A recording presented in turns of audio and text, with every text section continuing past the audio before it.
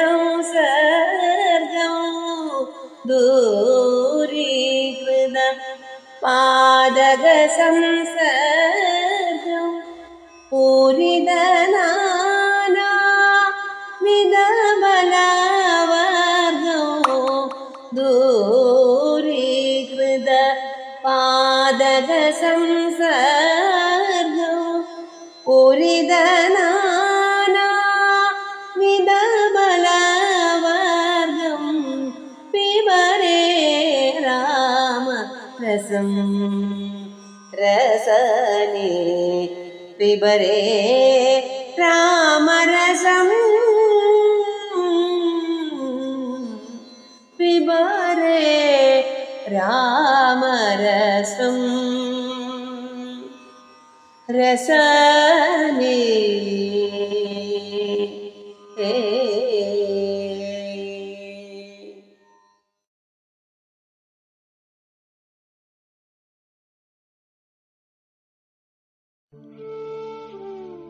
ഗുരുവായൂരപ്പ നാരായണ അഖില ഗുരു ഭഗവൻ നമസ്തേ. എല്ലാവർക്കും നമസ്കാരം. എൻ്റെ പേര് ഉമാദേവി. ഞാനൊരു സംഗീത അധ്യാപികയാണ്. എല്ലാവർക്കും എൻ്റെ ചാനൽ ഉമാ മഹേശ്വരത്തിലേക്ക് സ്വാഗതം. ഞാനിന്നിവിടെ ഹരിനാമ കീർത്തനത്തിലെ 12ാം ശ്ലോകത്തിലെ അർത്ഥമായിട്ടാണ് വന്നിരിക്കുന്നത്. നക്ഷത്രപംക്തികളും ഇന്ദുപ്രകാശവും ഒളിക്കും ദിവാകരൻ ഉദിച്ചങ്ങുയർന്നളവിൽ പക്ഷീഗണം ഗരുഡനെ കണ്ട് കൈതൊഴുതു രക്ഷിക്ക എന്നടിമ നാരായണായ നമ.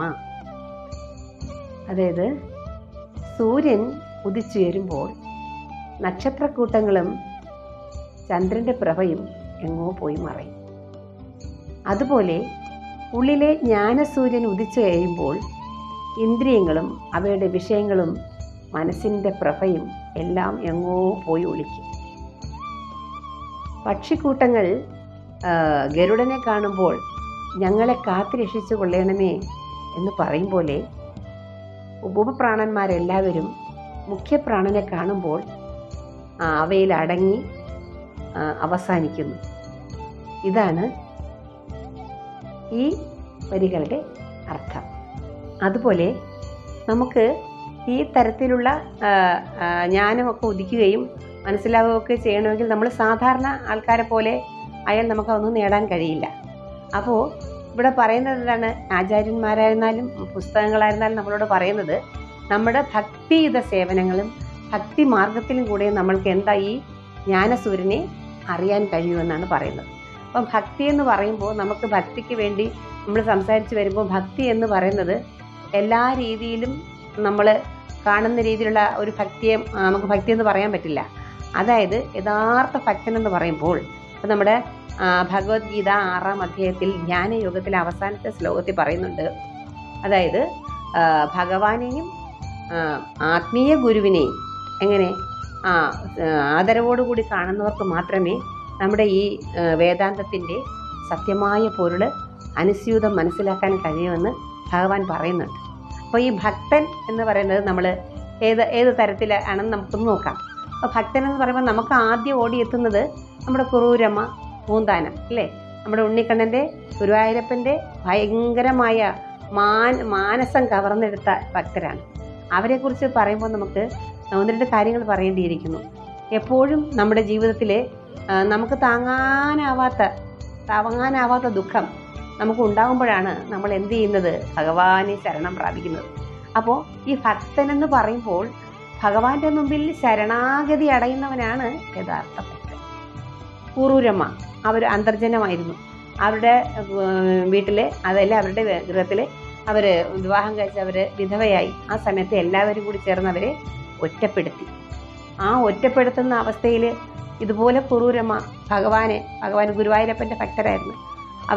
അവരുടെ മനസ്സ് നൊന്ത് ഭഗവാന്റെ മുമ്പിൽ എന്തായി? ശരണം പ്രാപിച്ചു. അപ്പോൾ ആ ശരണം പ്രാപിക്കുന്നവരെന്താണ്? എല്ലാം വിട്ടിട്ടാണ് ഭഗവാനേ എന്ന് നമ്മൾ ശരണം പ്രാപിക്കുന്നത്. അത്തരത്തിലുള്ള ഭക്തർക്കാണ് ഈ തരത്തിലുള്ള എല്ലാ വിധത്തിലുള്ള ആനുകൂല്യങ്ങളും ഭഗവാനിൽ നിന്ന് കിട്ടുന്നത്. ഭഗവാനിൽ നിന്ന് ആനുകൂല്യം കിട്ടുന്നെങ്കിലേ നമ്മുടെ എല്ലാ കാര്യങ്ങളും എല്ലാ രീതിയും മറ്റുള്ളവരെ പോലെ ആയിരിക്കില്ല. അതായത് ഭക്തിയിലായാലും ശ്രദ്ധയിലായാലും മറ്റെല്ലാ കാര്യങ്ങളും പൊതുവേ ഭഗവാൻ പറയുന്നുണ്ട് എൻ്റെ ഭക്തർ എന്ന് പറയാൻ നമുക്ക് യോഗ്യത ഉണ്ടാവണമെങ്കിൽ എന്തായിരിക്കണം? നമ്മുടെ മനസ്സ് പൂർണ്ണമായി ആ ഗുരുവായൂരപ്പനിൽ അർപ്പിച്ചാൽ മാത്രമേ നമ്മൾ ഗുരുവായൂരപ്പൻ്റെ ഭക്തരാകൂ. അത് എല്ലാവർക്കും സാധിച്ചെന്ന് വരില്ല. ഓരോരുത്തരും ഇപ്പം നമ്മുടെ ഈ പറഞ്ഞ പോലെ മായയിൽ പെട്ട് കിടക്കുന്നവർക്ക് പെട്ടെന്നൊന്നും അതിലേക്ക് വരാനാവില്ല. ഏറ്റവും ആദ്യമായി നമുക്ക് പറയാനുള്ളതെന്ന് വെച്ചാൽ ആ തരത്തിൽ നമ്മുടെ മനസ്സ് എത്രയും വേദനിച്ച് നമ്മൾ ഒറ്റപ്പെട്ട് നമ്മുടെ ചുറ്റും ആരില്ല എന്നൊരു അവസ്ഥ വരുമ്പം നമ്മൾ ശരണാഗതി പ്രാപിക്കും. ആ ശരണാഗതിയാണ് ഒരു ഭക്തൻ്റെ ലക്ഷണം. അങ്ങനെ ആ ശരണാഗതിയായ അവർക്ക് ആ ഭക്തിയിലൂടെ മാത്രം തന്നെ സർവജ്ഞാനവും ആര് കൊടുക്കും? ഭഗവാൻ കൊടുക്കും. അങ്ങനെ ഭക്തിയാവുന്ന സമയത്ത് അവരുടെ ഉള്ളിനകം മനസ്സ് ശുദ്ധിയാവുകയാണ്. സദാ നേരവും ഈശ്വരഭജനമായിരിക്കും. ഇവിടെ സദാ നേരവും ഈശ്വരഭജനം എന്ന് പറയുമ്പോൾ നമുക്ക് ഏറ്റവും കൂടുതൽ എടുക്കാൻ പറ്റുന്ന ഒരാളുണ്ട്, നമ്മുടെ രാമായണത്തിലെ ഹനുമാൻ സ്വാമി. സ്ഥിരമായി രാമ രാമ രാമ രാമ രാമ, അതാണ് രാമനാമം ഇല്ലാത്ത ഒരു ശ്വാസം പോലും ഹനുമാൻ ഇല്ലെന്നാണ് പറയുന്നത്. അപ്പം ശ്രീരാമസ്വാമിയുടെ ഏറ്റവും അടുത്ത ഭക്തനാണ്. അതായത്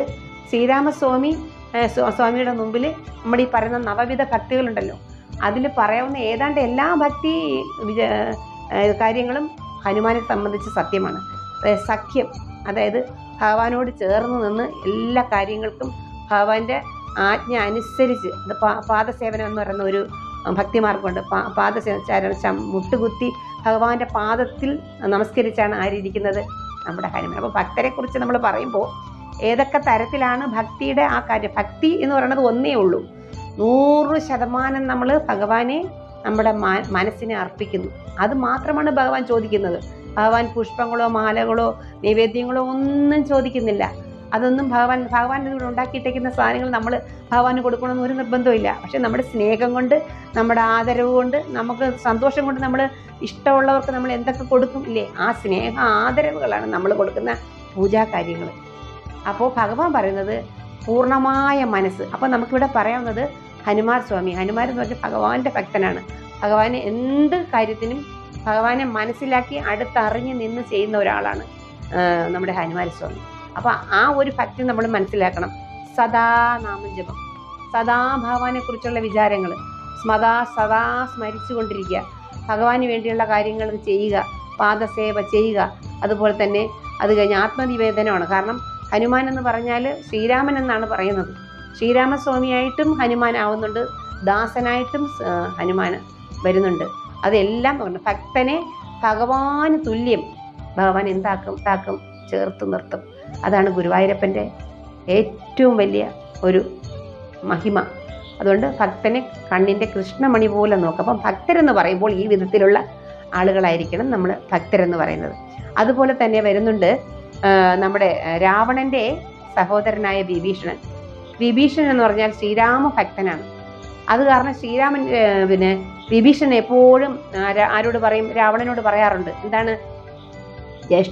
ജ്യേഷ്ഠൻ നിൻ്റെ ഈ സ്വഭാവങ്ങളെല്ലാം മാറ്റി ശ്രീരാമസ്വാമിയെയും സീതാദേവിയെയും ചെന്ന് വണങ്ങി ചെയ്ത തെറ്റുകൾക്കെല്ലാം മാപ്പ് പറഞ്ഞ് നമസ്കരിച്ച് ഭഗവാനെ ഭജിക്കുക എന്ന് പറയുമ്പോഴത്തേക്ക് ഈ വിഭീഷണനെ നമ്മുടെ രാക്ഷസ രാജാവായ ഈ രാവണൻ എന്ത് ചെയ്യും? ഈ ഉപദേശം കൊണ്ടു ചെല്ലുന്ന സമയത്ത് രാവണനെ കൊല്ലാനായി ഓട്ടിക്കും. അങ്ങനെ എന്ത് ചെയ്യും? വിഭീഷണൻ ഓടി വന്ന് ശ്രീരാമൻ്റെ പാദങ്ങളിൽ വീഴുകയാണ്. ജ്യേഷ്ഠൻ ഇങ്ങനെ എന്നെ കൊല്ലാൻ വന്നിരിക്കുകയാണ്. മനസ്സിലായില്ലേ? അപ്പോൾ നമ്മൾ എന്താ? ശരണാഗതി അടയുകയാണ്. നമ്മൾ ഭക്തരായിട്ടുള്ള നമ്മളെപ്പോഴും ശരണാഗതി അടയുക. ശരണാഗതി അടയുന്നതാണ് യഥാർത്ഥത്തിലൊരു ഭക്തൻ. അവർക്ക് എപ്പോഴും ഗുരുത്വമുണ്ടായിരിക്കും, മറ്റുള്ളവരെ സ്നേഹിക്കും, മറ്റുള്ളവർക്ക് എന്ത് കാര്യങ്ങൾക്ക് വേണ്ടിയിട്ട് അവരുടെ മനസ്സ് അതിന് ഒരു തയ്യാറായി നിൽക്കും. ഉദാഹരണം പാദസേവനം നമ്മൾ പറഞ്ഞിരുന്നു, കഴിഞ്ഞ പ്രാവശ്യം ഞാൻ സംസാരിച്ചിരുന്നു. പാദസേവനം എന്ന് പറയുമ്പോൾ നമ്മൾ എന്താണ് പാദസേവനം എന്ന് ഉദ്ദേശിക്കുന്നത്? സ്വാമി ഉദ്ദേശിക്കുന്നത്, അതായത് നമ്മുടെ ഭഗവാൻ ശ്രീകൃഷ്ണ ഭഗവാൻ ഉദ്ദേശിക്കുന്നത് എന്താണ് പാദസേവനം? നമ്മൾ മറ്റുള്ളവർക്ക് വേണ്ടി നമ്മൾ ചെയ്യുന്നതാണ്. ആ ജോലികളിൽ ഒരാളുടെ പാദം കഴുകുന്നതിലോ, ഒരാളുടെ വസ്ത്രം കഴുകി കൊടുക്കുന്നതിലോ, ഒരാൾക്ക് ഇച്ചിരി ആഹാരം വാരി കൊടുക്കുന്നതിലോ, ആ പാത്രം എച്ചിലായിപ്പോലും അത് കഴുകുന്നതിലോ, അതിലൊന്നും നമ്മൾക്ക് യാതൊരുവിധ വികാരഭേദങ്ങളും ഉണ്ടാവാൻ പാടില്ല. അതെല്ലാം ഭഗവാൻ എന്നുള്ള രീതിയിൽ സങ്കല്പിച്ച് ചെയ്യുന്നതാണ് ആ ഭഗവത് സേവ എന്ന് പറയുന്നത്. അപ്പോൾ അതാണ് പാദസേവനം. അല്ല അത് പിന്നെ നമ്മൾ ചെയ്യുന്നുണ്ട്. നമ്മൾ എന്താണ്, നമ്മുടെ മനഃശുദ്ധിക്കും നമ്മൾ ഈശ്വരനിലേക്ക് നമ്മളെ മനസ്സെത്താനും വേണ്ടി നമ്മൾ വ്രതങ്ങൾ എടുക്കാറുണ്ട്. ആ സമയത്ത് നമ്മൾ അർച്ചനം ചെയ്യും, വന്ദനം ചെയ്യും, പാദസേവ ചെയ്യും ഭഗവാനെ. അപ്പോൾ നമുക്ക് എന്ത്, സ്വന്തമായിട്ട് നമുക്ക് ചെയ്യാനൊരു അവസരം കിട്ടുകയാണ് ഭഗവാനെ പൂജിക്കാൻ. അപ്പം നമ്മൾ വ്രതം ചെയ്യുന്ന, നമ്മൾ ഒരു വിളക്ക് കത്തിച്ച് നാമം ജപിച്ച് ഭഗവാന്റെ ഫോട്ടോയിൽ നമ്മൾ മാല ചാർത്തും. അത് കഴിഞ്ഞ് നമ്മൾ ഭഗവാൻ എന്തെങ്കിലും പ്രസാദങ്ങൾ വയ്ക്കും. അത് കഴിഞ്ഞ് നമ്മൾ അവിടെ നിന്ന് അർച്ചനം ചെയ്യും. അത് കഴിഞ്ഞ് നമ്മൾ കീർത്തനം ചെയ്യും. ഇതൊക്കെ നമുക്ക് വ്രതങ്ങളിലൂടെ ഭഗവാൻ ഒരവസരം, ഏകാദശി വ്രതം എന്ന് പറഞ്ഞ് ഇതുണ്ട്. ആ ഏകാദശി വ്രതത്തിൽ നമുക്ക് ഭഗവാനെ ഈ നവവിധത്തിലും നമുക്ക് എന്ത് ചെയ്യാൻ പറ്റും, ഭജിക്കാൻ പറ്റും. ഇതൊക്കെയാണ് ഭക്തി എന്നുകൊണ്ട് നമ്മളിവിടെ ഉദ്ദേശിക്കുന്നത്. അതുപോലെ തന്നെ സത്സംഗങ്ങൾ നമ്മൾ പറയാറുണ്ട്. സത്സംഗങ്ങളിൽ പോകുമ്പോൾ നമുക്ക് ഭഗവാന്റെ കഥകൾ കേൾക്കാൻ പറ്റും. കഥകൾ വെച്ച് ഭാഗവതം എന്ന് പറയുന്നത് സാക്ഷാൽ ശ്രീകൃഷ്ണ ഭഗവാൻ തന്നെയാണ്. അപ്പോൾ ആ ഭഗവാന്റെ എല്ലാ കാര്യങ്ങളും ഭാഗവതത്തിലൂടെ നമ്മൾ കഥകളിലൂടെയും പാട്ടുകളിലൂടെയും കേൾക്കുമ്പോൾ നമ്മൾ സത്യം പറഞ്ഞാൽ നമ്മൾ ഈ 7 ദിവസം സപ്താഹം കേൾക്കാൻ പോയാൽ നമ്മൾ താനേ നമ്മൾ മാറും. അങ്ങനെ നമ്മൾ 7 ദിവസം, എനിക്ക് തോന്നുന്നില്ല എല്ലാവരും ഒരേ കണക്കിന് പോയിരുന്നത് കേൾക്കാൻ പറ്റുമെന്ന്. അതിന് സാധിക്കണം, അതിന് ഭഗവാന്റെ അനുഗ്രഹം വേണം നമുക്ക്. അങ്ങനെയൊക്കെയുള്ള നമ്മൾ കേട്ട് കഴിയുമ്പോഴാണ് അവിടെ ഓരോരുത്തരും ഭഗവാനിലുള്ള ഭക്തിയെക്കുറിച്ച് ഓരോരോ കഥകൾ പറയും. ഈ കഥകളൊക്കെ നമ്മൾ കേൾക്കുമ്പോഴാണ് നമുക്ക് കുളിര് കോരും. ഭഗവാനോട് ഭക്തി കൂടിയൊക്കെ നമ്മുടെ ദേഹം കുളിര് കോരും. ഇങ്ങനെ ഇത്രയും ആവാൻ കഴിയും, നമ്മൾ എത്രത്തോളം ആയി, എത്ര ഭക്തരായി എന്നുള്ളത് നമുക്ക് അതിൽ നിന്ന് മനസ്സിലാക്കാൻ കഴിയും. അപ്പോൾ ആദ്യം ഗുരുത്വം ഉണ്ടാവും. മറ്റുള്ളവരെ സ്നേഹിക്കും. മറ്റുള്ളവരുടെ ഏത് കാര്യങ്ങൾ ചെയ്യാൻ അവർക്ക് യാതൊരു മടിയും ഉണ്ടാവില്ല. ഇതൊക്കെയാണ് നമ്മൾ എന്ത് പറയുന്നത്, ഭക്തിയുത സേവനങ്ങൾ അല്ലേ. ആരും ഇല്ലാത്തവരെയാണെങ്കിൽ ഒന്ന് വിളിച്ചുകൊണ്ട് വന്ന് നമുക്ക് ഏതെങ്കിലും തരത്തിൽ അവരെ എത്തിക്കാനൊരു സാഹചര്യം ഉണ്ടെങ്കിൽ നമ്മളത് ചെയ്യണം. അതുപോലെ തന്നെ രോഗത്താൽ വലയുന്നവരെ എന്തെങ്കിലും ശുശ്രൂഷ, നമ്മുടെ മുമ്പിൽ ഒരാൾ വേദനിച്ച് കരയണമെങ്കിൽ അതൊന്ന് അന്വേഷിക്കാൻ, അതിന് എന്തെങ്കിലും ഒരു പരിഹാരം ചെയ്യാനുള്ളൊരു മനസ്സ്, ഇതൊക്കെയാണ് ഭക്തിയുത സേവനങ്ങൾ, ഭക്തി.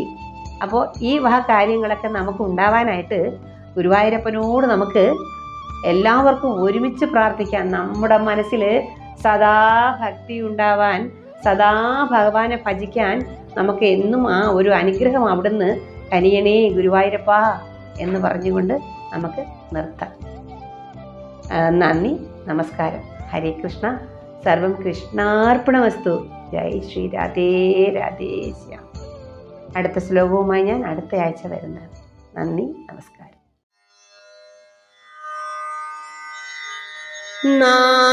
നാരായണായ നമഃ, നാരായണായ നമഃ, നാരായണായ നമഃ, നാരായണ നാരായണ സകല സന്താപനാശന ജഗന്നാഥ വിഷ്ണു ഹരി നാരായണായ നമഃ.